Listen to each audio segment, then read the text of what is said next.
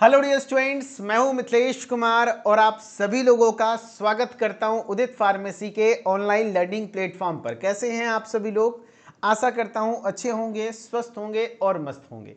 आज के इस लाइव क्लास में हम लोग फार्मास्यूटिक्स का टॉप 100 एमसीक्यू सीरीज स्टार्ट कर रहे हैं, जिसका ये पार्ट 1 लेक्चर है। एंड प्रॉपरली आपको मैं जो पढ़ा रहा हूँ, ऐसा नहीं सोचना है कि ये एमसीक्यू सीरीज है सर तो सिर्फ एमसीक्यू यहाँ से फंसेगा, नहीं। आपको यहाँ से फिल इन द ब्लैंक्स भी फंस सकता है, यहाँ से आपका वन वर्ड भी फंस सकता है। मैं प्रॉपर एक्सप्लेन करूँगा, समझ रहे बात को? यस। अगर मैं 100 क्वेश्चन डिस्कस करूँगा ना तो किसी का ऐसा हैसियत नहीं है जो 100 क्वेश्चन बता दे और उसी में से ऑब्जेक्टिव आ जाए, नहीं।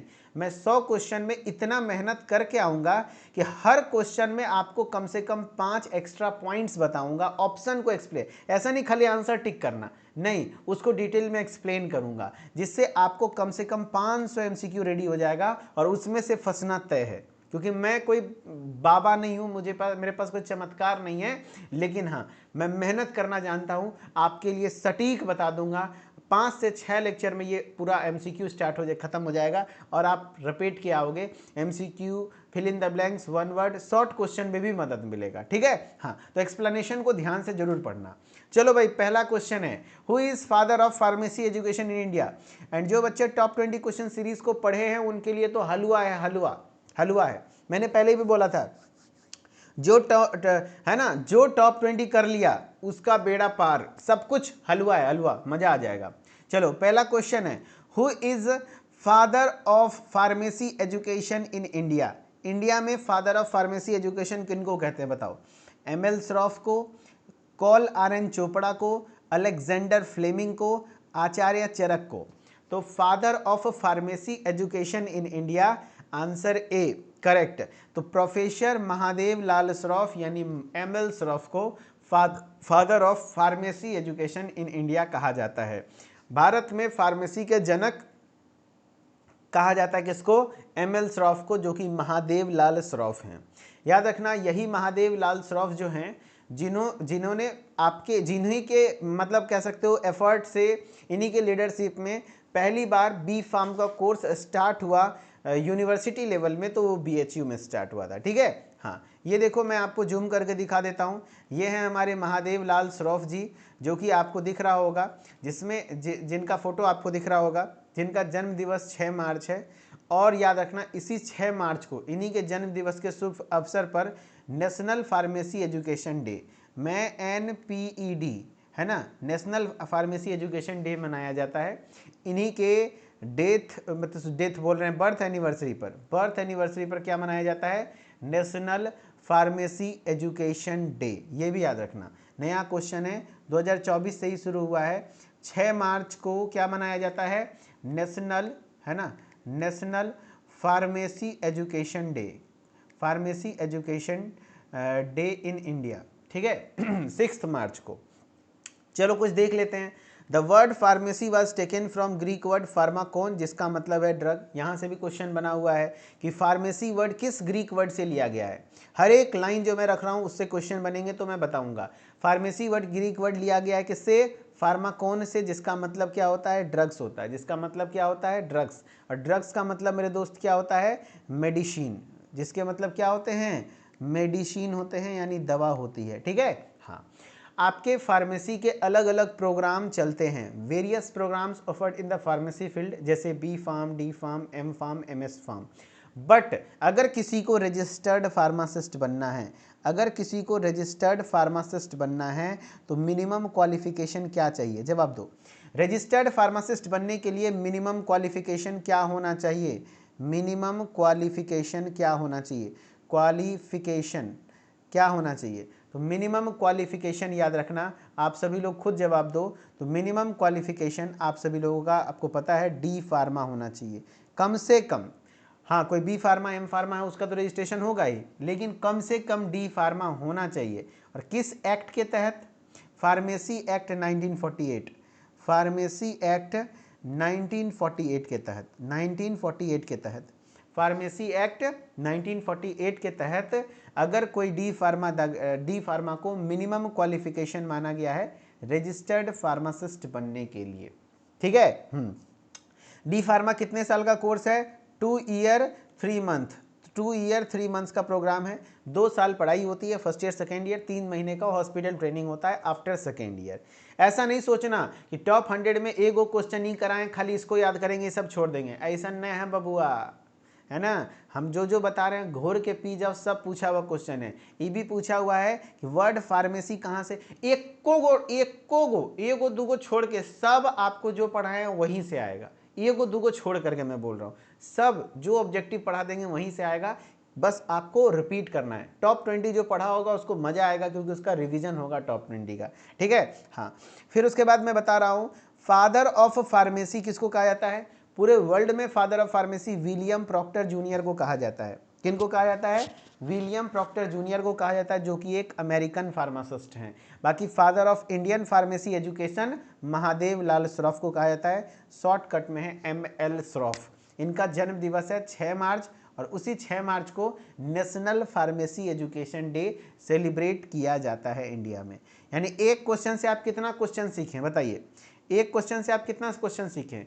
सबसे पहले महादेव लाल श्रॉफ, जिनको father of pharmacy education in India कहते हैं।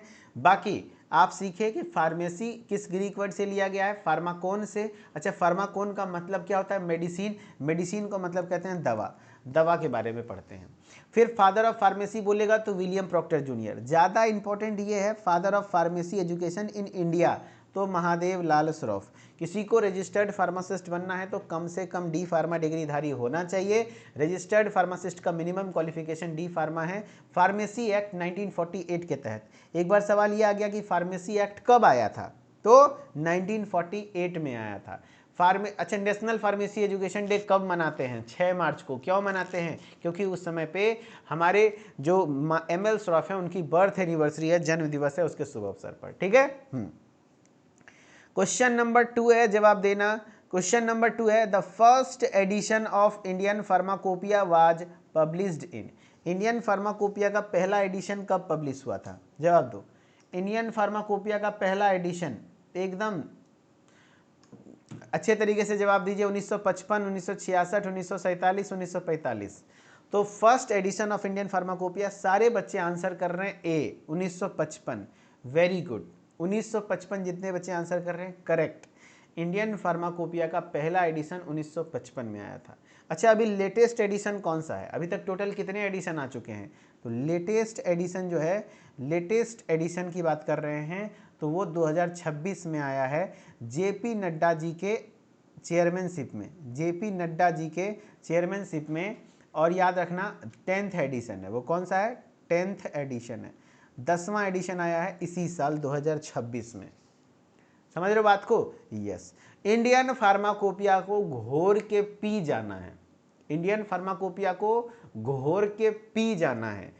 आपसे ये भी शॉर्ट क्वेश्चन में पूछा जा सकता है कि डिफाइन इंडियन फार्माकोपिया, क्या होता है इंडियन फार्माकोपिया? तो आप बोलेंगे फार्माकोपिया क्या है? एक किताब है, आईपी इसको शॉर्टकट में कहते हैं। तो इंडियन फार्माकोपिया एक फॉर्मली एक्सेप्टेड डॉक्यूमेंट है that contains overall quality and all the details of the drug और प्रोडक्ट मार्केटेड इन इंडिया। यानी इंडिया में जितने भी फार्मास्यूटिकल प्रोडक्ट्स की मार्केटिंग हो रही है, दवाओं की मार्केटिंग हो रही है, मैन्युफैक्चरिंग हो रही है, उन सभी का कंप्लीट डिटेल दिया हुआ है। It also contains specification of the drug. Specific drug के नॉलेज को स्पेसिफिकेशंस कहते हैं, ठीक है। हाँ, और इसको पब्लिश किसके द्वारा किया जाता है? इंडियन फार्माकोपिया कमिटी, IPC के द्वारा। किसके द्वारा? इंडियन फार्माकोपिया कमीशन या तो इंडियन फार्माकोपिया कमिटी। अच्छा, IPC किसके अंतर्गत आता है? तो याद रखना आपका ministry of health and family welfare department और गवर्नमेंट ऑफ इंडिया, है ना। Ministry of health and family welfare department of India, है ना। Ministry of health and family welfare department, ministry and health के गत, समझ रहे हो बात को? हेल्थ केयर डिपार्टमेंट के द्वारा ये पब्लिश की जाती है, ठीक है। हाँ, and during checking the government of India, ये किसके अंतर्गत आता है? गवर्नमेंट ऑफ इंडिया के अंतर्गत आता है। ये सवाल पूछा गया था, ministry of health and family welfare department, ठीक है। मैं लिख दूं क्या? Ministry of health and family welfare department of India, department of India, correct, जो कि आईपीसी इसी के अंतर्गत आता है। मेन काम आपका इंडियन फार्माकोपिया को पब्लिश करना आईपीसी का है, इंडियन फार्माकोपिया कमीशन का है, लेकिन आईपीसी किसके अंतर्गत आती है? तो ministry of health and family welfare department of India. Correct, हाँ हाँ ठीक है। और याद रखना, अगर कभी कोई डिस्प्यूट हो जाता है या कोई बहस हो जाती है किसी ड्रग्स को लेकर के, तो वही स्टैंडर्ड मेंशन मानक होगा at the time of any dispute in the court, the standard mention in IP are considered acceptable. यानी जो भी आईपी में लिखा हुआ है उसी को एक्सेप्टेबल माना जाता है, उसी स्टैंडर्ड को माना जाएगा। इंडियन फार्माकोपिया कमीशन का हेडक्वार्टर कहाँ है? गाजियाबाद, उत्तर प्रदेश। आईपीसी का हेडक्वार्टर बताओ, इंडियन फार्माकोपिया का हेडक्वार्टर कहाँ है? तो आपका गाजियाबाद, उत्तर प्रदेश। और इंडियन फार्माकोपिया कमीशन कमिटी जिसको बोलते हो, आईपीसी बोल दो, इंडियन फार्माकोपिया कमिटी बोल दो या कमीशन, ये भी पूछा गया क्वेश्चन है। फॉर्म्ड इन 1948, कब बना था? 1948 में। एंड दे फॉर्म्ड, पहला इंडियन फार्माकोपिया इन्होंने बना दिया 1955 में। यानी भारतीय फार्माकोपिया का मुख्यालय गाजियाबाद, उत्तर प्रदेश में है। पूछा हुआ सवाल है बाबू, कुछ भी फालतू नहीं करा रहा हूँ, यहाँ पर सब कुछ पढ़ाया हुआ है और इंपॉर्टेंट है। इंडियन फार्माकोपिया कमीशन का headquarter Ghaziabad, Uttar Pradesh. Indian pharmacopoeia committee कब बना? 1948 में। और उन्होंने इंडियन फार्माकोपिया पहला एडिशन 1955 में बना दिया। करेक्ट, हाँ। मैं कुछ चीज़ें यहाँ पे बताऊंगा आपको, आईपीसी और पीसीआई में अंतर, आईपीसी और पीसीआई में अंतर। देखो, आईपीसी होता है इंडियन फार्माकोपिया कमीशन, जो कि आपने देखा। पीसीआई होता है फार्मेसी काउंसिल ऑफ इंडिया, ये आपके फार्माकोपिया को पब्लिश करता है, जबकि ये आपके एजुकेशन रेगुलेशन को रेगुलेट करता है, यानी फार्मेसी एजुकेशन, जैसे आपका सिलेबस, पीसीआई सिलेबस वगैरह, कॉलेज को अप्रूवल देना, ये सब काम करता है।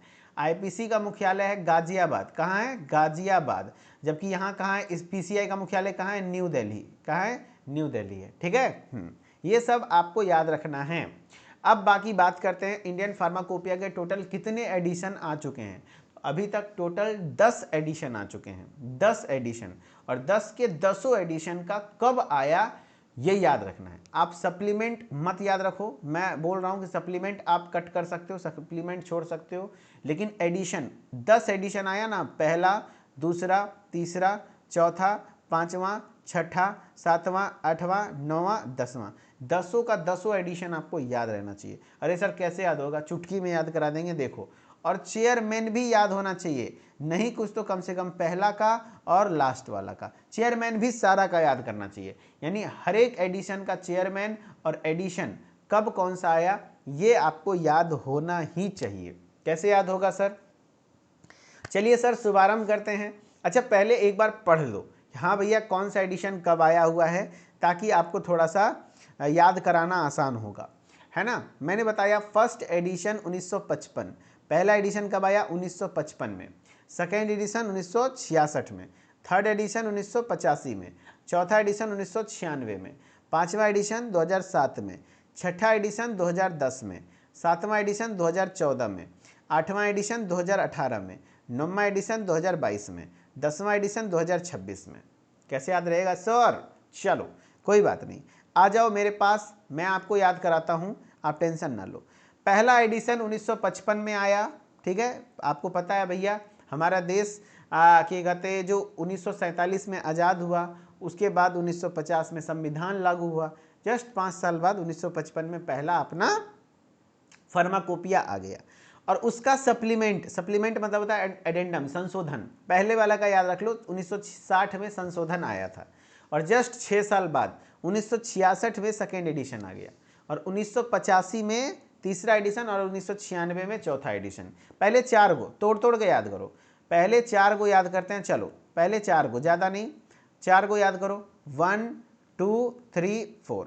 मैंने क्या बोला? पहला तो 1955 एडिशन, ये तो कभी भूलना ही नहीं है, चाहे कुछ भी हो जाए, यही सबसे ज़्यादा बार पूछा गया है। 1955 मोस्टली बच्चों को याद ही होगा, मैंने पढ़ाया हुआ है टॉप 20 में, रिवीजन कर लो। पहला होता है 1955, दूसरा क्या होता है सर? 1966। कैसे? तो 1955 से 1960 में इसका एडेंडम आया, 6 साल बाद 1966 में। तीसरा होता है 1985, चौथा 2000 में, जस्ट 4 साल कम था तब आया था, 4 साल कम यानी 1996, 4 साल कम 1996। याद हुआ? 1996। अरे नहीं याद हुआ, ऐसे नहीं काम चलेगा मेरे दोस्त। अरे याद हुआ? बोलो, याद हुआ? 4 को याद हुआ, ज़्यादा नहीं, 4 को याद हुआ? अरे नहीं याद हुआ? अच्छा याद हो गया, क्या बात कर रहे हो? चलो बताओ मेरे साथ, 1 2 3 4, 4 एडिशन आया हुआ है, चारों अभी मेरे को बताओ। पहला एडिशन 1955, अच्छा इसका एडेंडम कब आया था? 1960 में, चलो ठीक है। अच्छा दूसरा एडिशन कब आया था सर? तो 1955 के बाद यहाँ पे 1960 में आया, 1966 में आया, ठीक है। तीसरा 1985, 1985 है ना, हाँ 1985। एंड चौथा क्या होता है सर, है ना, चौथा क्या होता है? तो चौथा 1996 है ना, 1996 कैसे याद रखेंगे? तो चौथा यानी 4 साल कम, 2000 में 4 साल कम, 2000 में 4 साल कम, 1996। चलो 4 को याद हो गया। अब है पांचवा, पांचवा के लिए याद रख लो 2000, 5 2 7, 5 2 7 यानी 2007। ऐसे मन में कोई भी एक लाइन बना लो, पांचवा 5 2 7 यानी 2007। अच्छा छठा के लिए क्या होगा सर? छठा 6 4 10, 6 4 10, 2010, 2010, छठा 6 4 10, 2010। सातवां 7 दूनी 14, 2014, 2014। आठवां 18, आठवां 18, आठवां 18, 2018। नौवां नौवां 22, नौवां 22, 2022। 10वां 2026। अभी तो आप जान ही रहे हो, तो कुछ नहीं है इसमें याद करने में। मुझे कैसे याद हुआ वैसे याद कर लेंगे। कैसे? पांचवा तो 5 2 7, क्या बोलोगे? 5 2 7 यानी 2007। छठा 6 4 10, मन में लाइन बना दो, कुछ नहीं लॉजिक है, 6 4 10, 2010। अच्छा सतवां 7 दूनी 14, 7 दूनी 14, 2 4 बार पढ़ोगे आज, 7 दूनी 14, जैसे सतवां 2014। आठवां 18, आठवां 18। नौवां 22, 10वां 26, लेटेस्ट आया हुआ है, ठीक है। नौवां 22, 10वां 26, इस तरीके से आप याद कर सकते हो। चलो मैं एक बार अगेन फिर से बोल रहा हूं भाई, मैं ऐसे नहीं मानता हूं कि आपको याद हो गया है। फिर से मेरे सामने लिख के दिखाओ सारे लोग कि भाई हाँ ये एडिशन आ गया है। चलो 1 2 3 4 5 6 7 8 9 10, ठीक है। चलिए भैया आप हमें क्वेश्चंस करके दिखाइए। पहला एडिशन का कब आया था सर? तो 1955, हाँ। दूसरा 1966, इसका एडेंडम 1960, ठीक है। तीसरा 1985, 1985 करेक्ट, हाँ। चौथा क्या होगा? 1996, बहुत बढ़िया। पांचवा 5 2 7, 2007। अच्छा छठा 6 4 10, 2010। 7 दूनी 14, 2014। आठवां 2018, आठवां 18। नौवां 2022 और 10वां 2026। करेक्ट हुआ? अरे याद हुआ तो कमेंट में एक बार दिल बनाओ, अभी याद करो। बाकी जो टॉप 20 पढ़े होंगे उनको अब फील हो रहा होगा कि अरे सर मजा अभी गेलो। यही मज़ा भाई मिलना चाहिए पढ़ने में। मज़ा नहीं आएगा पढ़ने में तो मज़ा कैसे, मतलब पढ़ाई में मज़ा आना चाहिए, तब याद होता है क्लास में। याद हो गया? करेक्ट। चलो अब हम बात करते हैं इसके चेयरमैनशिप के बारे में। चेयरमैन भी याद करा दें, बोलो चेयरमैन याद करा दें। हाँ सर चेयरमैन भी याद करा दीजिए। एक बगल से चलो चेयरमैन भी याद करा देते हैं, कुछ नहीं है। देखो चेयरमैन को याद रखने का तरीका क्या है? पहला एडिशन देख लो भाई, सही तो मैंने याद कराया ना। पहला एडिशन 1955, दूसरा 1966, तीसरा 1985, चौथा 1996, 5 2 7, 2007। छठा में 6 4 10, 2010। 7 दूनी 14, 2014। आठवां 18, 2018। नौवां 22, 10वां 26, ठीक है। पहले एडिशन के चेयरमैन थे डॉक्टर बी एन घोष। पहले एडिशन के चेयरमैन थे doctor B N Ghosh. Doctor B Mukherjee is the second edition के चेयरमैन थे। डॉक्टर नित्यानंद नित्यानंद नित्यानंद 3 बार लगातार थे। कौन आपके? कौन? ये तीसरे डॉक्टर नित्यानंद थे, तीसरे चौथे पांचवे में। तो इसका एक ट्रिक है। अच्छा एक लाइन देखियो, भूत भूत देखियो, भूत। हाँ सर भूत तो देखे हैं। कहाँ से देख लिए भाई भूत? चलो नहीं देखे हो फिर भी याद रखना। भूत का मुखरा देख के क्या करोगे? नाचोगे। भूत का मुखरा देख के क्या करोगे? भूत का मुखरा देखकर नाचेंगे। क्या करेंगे? नाचेंगे। बस याद हो गया। भूत का मुखरा देखकर नाचेंगे। पहले 5 तक का याद करो ना। भूत का मुखरा देखकर नाचेंगे, जैसे ही बोलोगे आपको 5 तक याद हो जाएगा। कैसे? भूत मतलब होता है घोस्ट। इंग्लिश में इसको क्या कहते हैं सर? घोस्ट कहते हैं। भूत को क्या कहते हैं? घोस्ट। यानी याद रखना पहला edition doctor B N Ghosh. जैसे चेयरमैन याद करना होगा तो एक लाइन बोलना, 5 गो तक क्लियर। भूत का मुखरा देखकर नाचेंगे। तो पहला भूत यानी भूत मतलब घोस्ट, घोस्ट मतलब ghost, doctor B N Ghosh. अच्छा मुखरा, भूत का मुखरा, मुखरा मतलब Mukherjee, doctor B Mukherjee, doctor B Mukherjee. दूसरा एडिशन डॉक्टर बी मुखर्जी। चलो हो गया। फिर तीसरा, भूत का मुखड़ा देखकर नाचेंगे। मेन वर्ड नाचेंगे है। नाचना मतलब नित्य करना, नृत्य करना, नित्य करना। नित्य मतलब नित्यानंद। अच्छा, कितना बार नाचोगे? 3 बार नाचोगे। भूत का मुखड़ा देखकर कितना बार नाचोगे? 3 बार। यानी तीसरा, चौथा, पांचवा लगातार। तीसरा 3 बार मतलब 3 से शुरू होगा, 3 4 5 लगातार, यानी 3 4 5 में डॉक्टर नित्यानंद थे।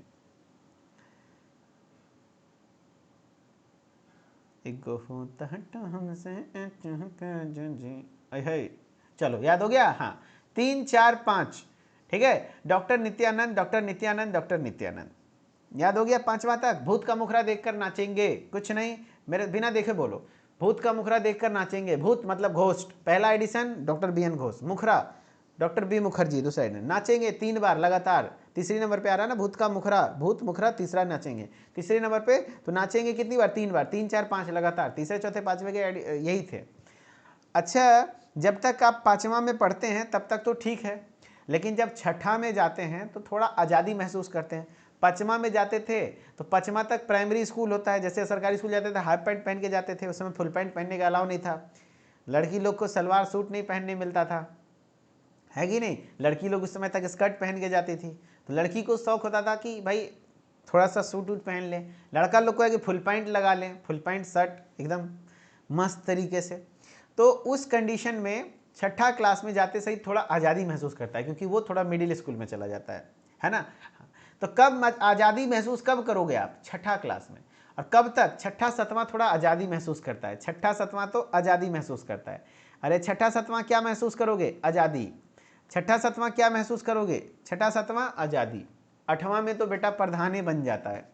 8वां में तो बेटा प्रधान बन जाता है। आज़ादी मतलब डॉक्टर गुलाब नबी आज़ाद, डॉक्टर गुलाब नबी आज़ाद। छठा सतवां आज़ादी। 8वां में बेटा प्रधान बन जाता है डॉक्टर पीके प्रधान। 9वां में चमनिया मुस्कान। 9वां में तुझे देखा तो ये जाना सनम, प्यार होता है दीवाना सनम, तू धरती पे चाहे जहां भी रहेगी, तुझे तेरी धड़कन से पहचान लूंगा, हमको तुमसे प्यार हुआ है। कब? 9वां में। तो चमनिया मुस्कान मारने लगता है, मुस्कान। अरे मनसुख मांडविया कब? 9वां में। 9वां में मुस्कान, ठीक है। और 10वां में तो जेपी नड्डा जी, आप अभी जान ही रहे हैं, अभी हमारे साथ हैं। तो 10वां में बस जेपी नड्डा, याद रहेगा। हाँ, कुछ नहीं, देखो ऐसे याद रखना है। भूत का मुखड़ा देखकर नाचेंगे, 5 तक याद हो गया। भूत पहला यानी डॉक्टर बी एन घोष, मुखड़ा डॉक्टर बी मुखर्जी दूसरा। फिर तो नाचेंगे यानी कितनी बार? 3 बार, 3 4 5 डॉक्टर नित्यानंद, 3 4 5 नित्यानंद। फिर है भूत का मुखड़ा देखकर नाचेंगे कितनी बार? 3 हो गया। फिर छठा सतवां क्या होता है? आज़ादी महसूस करता है, डॉक्टर गुलाब नबी आज़ाद, डॉक्टर गुलाब नबी आज़ाद छठा सतवां। 8वां में बेटा प्रधान, डॉक्टर पी के प्रधान। 9वां में चमनिया मुस्कान, है ना। तो क्या कहते हैं, मनसुख मांडविया नाम था। और जेपी नड्डा 10वां। बस यही चीज़ है भाई, याद कर लोगे काम हो जाएगा। अब कितने वॉल्यूम होते हैं, वॉल्यूम भी याद करना जरूरी है। हर एडिशन के बारे में आपको 3 लाइन पता होना चाहिए। अगर मान लो इंडियन फार्माकोपिया के ऊपर डिटेल लॉन्ग क्वेश्चन आ गया, क्या दिक्कत है? एक चार्ट बना देना और हर एडिशन के बारे में 3 लाइन लिखना। वो एडिशन कब आया, उसका चेयरमैन कौन थे, और कितने वॉल्यूम में है, हो जाएगा काम आपका हर एडिशन के बारे में।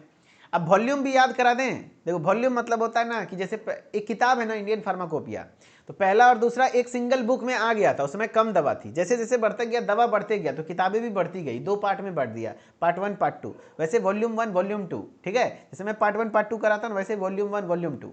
तो पहला दूसरा एडिशन जो है ना एक सिंगल वॉल्यूम में आया था, जबकि तीसरा चौथा देखो 2 वॉल्यूम में आया है। 5वां छठा 3 वॉल्यूम में आया है, बाकी 7वां 8वां 9वां 10वां और 10वां भी 4 वॉल्यूम में आया है। कैसे याद रखेंगे सर? इसका भी ट्रिक है, मारो ट्रिक और खेलो खेला, कुछ नहीं है। आपको मैं बता रहा हूं 1 2 3 4 5 6 7 8 9 10 तक लिख दो। 10 तक पहाड़ा लिखने, 10 तक गिनती जानते हो ना? हाँ। अब उसके बाद जोड़ा बनाओ, पेयर बनाओ। पहला जोड़ा मतलब 1, दूसरा जोड़ा 2, तीसरा जोड़ा 3, बाकी चौथे के टाइम पे सब, चौथे के लास्ट में जो 4 गो है 7 8 9 10, चारों को इंक्लूड कर दो, हो गया। पहले दूसरे के वॉल्यूम 1 थे, दूसरे तीसरे चौथे का वॉल्यूम 2 है, पांचवें छठे का वॉल्यूम 3 है, जाके चेक कर लेना। सातवां आठवां नौवां 10वां में 4 वॉल्यूम है। क्या बोल रहा हूं, याद रखने का तरीका कुछ नहीं है भाई, बेसिक सा तरीका है भाई। क्या बोल रहा हूं, क्या बोलती, चलो भाई देखो भाई, सुलुलुलु 1 2 3 4 5 6 7 8 9 10, ठीक है। 10 तक मैंने गिनती गिना। पेयर बनाओ, एक तो पहला पेयर है 1, दूसरा पेयर है 2, तीसरा पेयर है 3, बाकी जो बचा सब चौथे में डाल दो। तो यानी पहला दूसरा में एक एडिशन, एक ही वॉल्यूम था, तीसरा चौथा में 2 वॉल्यूम था, पांचवा छठा में 3 वॉल्यूम था, सातवां आठवां नौवां 10वां में 4 वॉल्यूम थे। करेक्ट। चलो भैया, इंडियन फार्माकोपिया। अब कुछ लोग बोलेगा सर टॉप 100 एमसीक्यूज में आप क्या करा रहे हैं, ये तो पूरा पढ़ा रहे हैं। तो हम कोनो बाबा हैं, हम कोनो बाबा हैं कि आपको हम ही क्वेश्चन दे देंगे? जरूरी है हम आपको फर्स्ट एडिशन पढ़ाएं, एग्जाम में थर्ड एडिशन पूछ दिया तब क्या करोगे, मुंह बिचका के आ जाओगे? नहीं, अगर इंडियन फार्माकोपिया पहला एडिशन पढ़ाएं तो 10 आपको याद करना होगा। इससे आपका पूरा टॉप 20 रिवीजन हो जाएगा, पूरा टॉप 20। बोले थे ना खाली सुन लो मेरी बात, हर चीज रिवीजन करवा देंगे। लेकिन मेरे बात पे आपको भरोसा होता नहीं है, पहले ही चपर चपर करते हैं। जो मेरे बात को ब्लाइंडली फॉलो करेगा, आप पहली बार पेपर देने जा रहे हो, हम पेपर दिए हैं और 6 साल से पेपर दिलवा रहे हैं, कुछ तो अंतर होगा एक्सपीरियंस में। बस भगवान से यही मनाना है कि किसी तरह से मेरा स्वास्थ्य और आपका स्वास्थ्य बना रहे, बस। उसके बाद तो हम गर्दा छोड़ा देते हैं बाबू, गर्दा छोड़ा देते हैं। The third edition of Indian pharmacopoeia was published in. आपके एग्जाम हॉल में अगर 100 बच्चा एग्जाम दे रहा होगा ना, तो 100 में 99 मिथिलेश कुमार से पढ़ के गया होगा, याद रखना। और जो नहीं पढ़ के गया होगा वो माथा ठोक रहा होगा, ठीक है। लास्ट टाइम पे आप देख लेना। Third edition of Indian pharmacopoeia was published in. Indian pharmacopoeia का तीसरा एडिशन कब पब्लिश हुआ? तो पहला 1955, दूसरा 1966, तीसरा 1985। मार दो 85, पूछा गया क्वेश्चन है 1985, है ना, 1985। विश्वास बहुत जरूरी है। The second addition of Indian pharmacopoeia was published in. Second edition Indian pharmacopoeia का कब पब्लिश होता है बताओ भाई? 47, 55, 66, 1975। तो 1955 पहला एडिशन, 1966 दूसरा एडिशन। मार दो ना 1966, यही सब पूछा हुआ सवाल है, देख रहे हो। एक बार टॉपिक पढ़ लिए। PCI was established in. हाँ मैंने बताया, देखो आईपीसी और पीसीआई ये दोनों को लेकर के थोड़ा सा क्लियरली कंफ्यूजन खत्म करो। आईपीसी इंडियन फार्माकोपिया कमीशन है, इसका गठन कब हुआ था? 1948 में। इसका गठन हुआ था 1948 में। इसका गठन हुआ था 1949 में, 1949 में, ठीक है, एक साल बाद 1949 में, ठीक है। इसका हेडक्वार्टर है गाजियाबाद, गाजियाबाद। इसका हेडक्वार्टर है पीसीआई न्यू दिल्ली, ठीक है। इसका मेन काम है फार्माकोपिया पब्लिश करना, इसका मेन काम है एजुकेशन रेगुलेशन, पीसीआई सिलेबस वगैरह होता है ना, कॉलेज अप्रूवल, ये सब। तो pharmacy council of India constituted इन 1949, 1949, बहुत बढ़िया।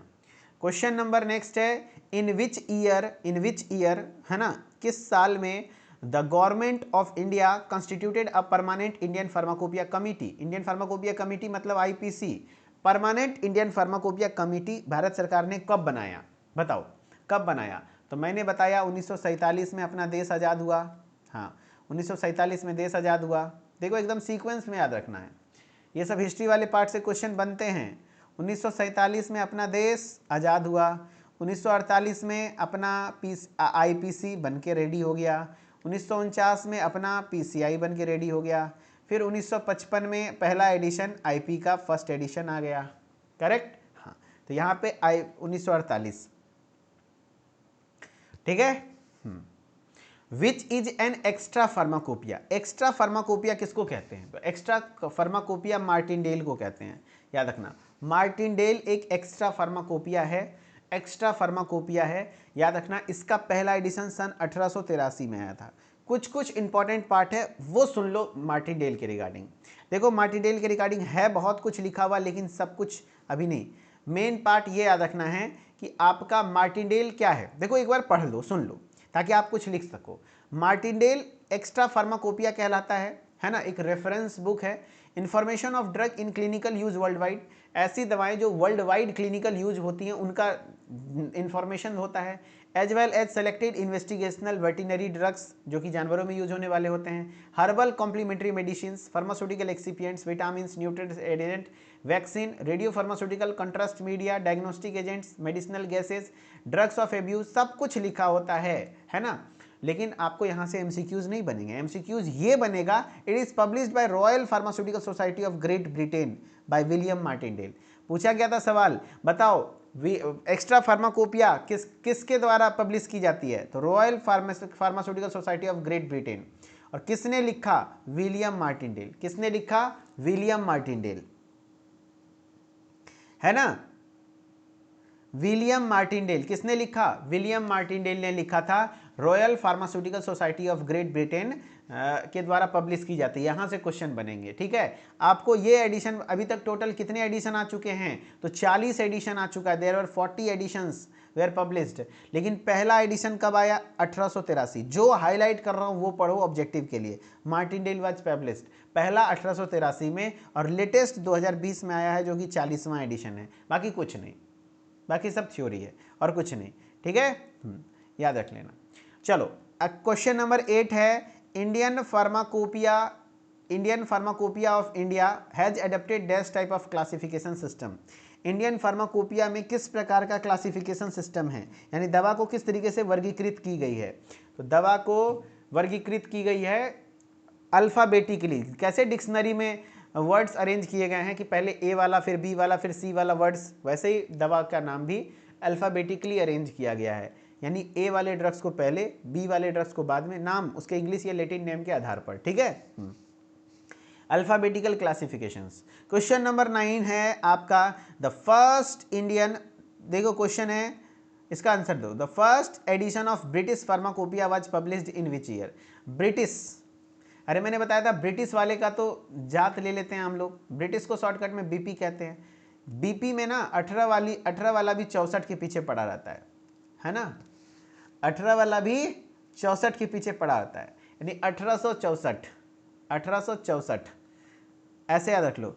18 वाला भी 64 के पीछे, वहां इंग्लैंड में सब नॉर्मल है, ब्रिटेन में सब नॉर्मल है। 1864। अच्छा, सबका पहला एडिशन याद कर लो। जैसे इस सब का फुल फॉर्म भी पूछता है, आईपी का full form Indian pharmacopoeia. Spelling में मिस्टेक नहीं करना, फार्माकोपिया में अक्सर लोग गलती करते हैं, COPOIA लिख देते हैं, नहीं पोइया लिखा है, POEIA, ठीक है। आईपी में इंडियन फार्माकोपिया, बीपी में ब्रिटिश फार्माकोपिया, यूएसपी मतलब है United states pharmacopoeia, Martindale extra pharmacopoeia, NF यानी नेशनल फार्मुलरी। सबका पहला एडिशन याद कर लो, सबका, किसी का पक्का आएगा। देखो इंडियन फार्माकोपिया का पहला एडिशन 1955 याद है। अच्छा, ब्रिटिश फार्माकोपिया अभी देखा है 1864, इसका है 15 दिसंबर 1820। और एक्स्ट्रा फार्माकोपिया 1883। कैसे? एक्स्ट्रा फार्माकोपिया इसको होता है, मार्टिनडेल मार डाला रे, है ना। 18 वाला जब 83 के चक्कर में पड़ेगा तो मारिए ना देगा जी, है ना। हाँ, नेशनल फार्मुलरी, तो ये 1960 पहला एडिशन, सबका पहला एडिशन मैंने लिख दिया, ठीक है।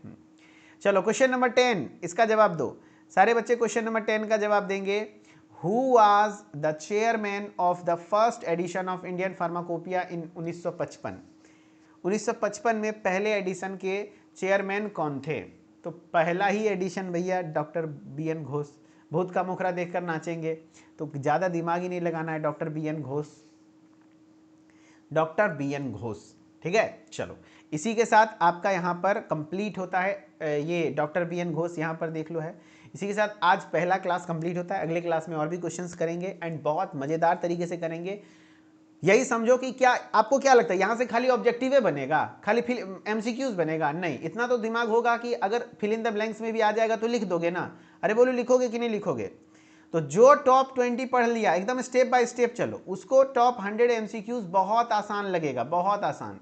इसीलिए टॉप 20 नहीं पढ़े हो तो जाके पढ़ो, वो कर लिए सब हो जाएगा। टॉप 100 कर लो, उसके बाद फिलअप्स कराएंगे तो कुछ अलग कराएंगे, इसी में से निकाल निकाल के कराएंगे ना। हाँ, फिर वन वर्ड कराएंगे तो कुछ अलग कराएंगे, इसी में से कराएंगे।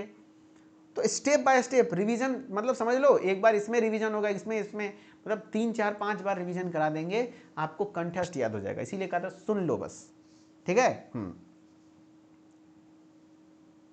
चलो ठीक है, okay, thank you so much, बहुत बहुत शुक्रिया, धन्यवाद। एंड इसका पीडीएफ आप सभी लोगों को क्रैश कोर्स में मिल ही रहा है। एंड जो बच्चे इसको यूट्यूब पे देखेंगे तो भैया इसका पीडीएफ आपको क्रैश कोर्स में मिल रहा है। अभी के टाइम पर फर्स्ट ईयर का क्रैश कोर्स मात्र 249 रुपये में मिलता है। उदित फार्मेसी के ऐप को डाउनलोड करिए और फटाफट से क्रैश कोर्स को ज्वाइन कर लीजिए।